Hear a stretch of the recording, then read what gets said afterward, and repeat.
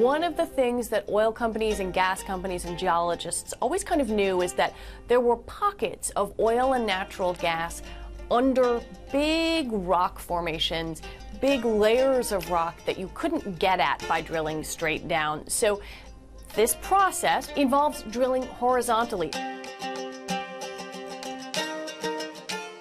Fracking gets its name from hydraulic fracturing.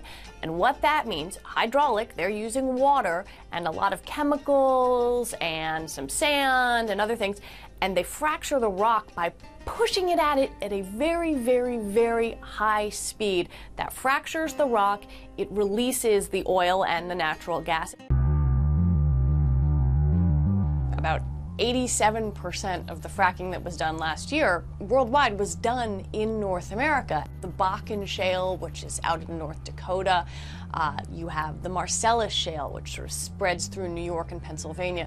So that's the kind of rock, shale, that you find these oil and gas pockets underneath.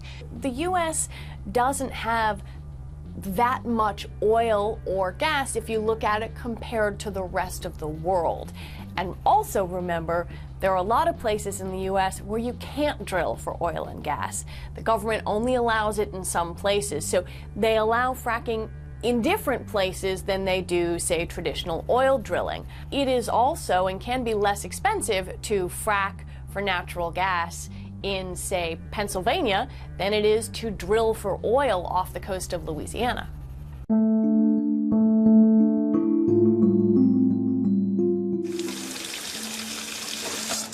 Whoa, Jesus Christ. This is the image that people know of about fracking, right? A drinking water tap catching on fire. That happens when you have methane in the drinking water. So what you hear from advocates, environmentalists, folks who live near there, is that the drinking water is contaminated either because there's natural gas in it or because those chemicals that are being used to kind of push the fluid down into the rock, fracture it, that could seep into groundwater. A lot of these chemicals are dangerous, but we don't quite know exactly what's in it because nobody requires the companies to say exactly what's in it, and they say that if they told us the secret ingredients, that would put their business model at risk. This is the central debate about fracking, whether or not things get in the groundwater. The companies who do this say, no, it's completely safe, largely because there's space, there's a lot of rock in between the fracking operations and drinking water, be it wells or reservoirs.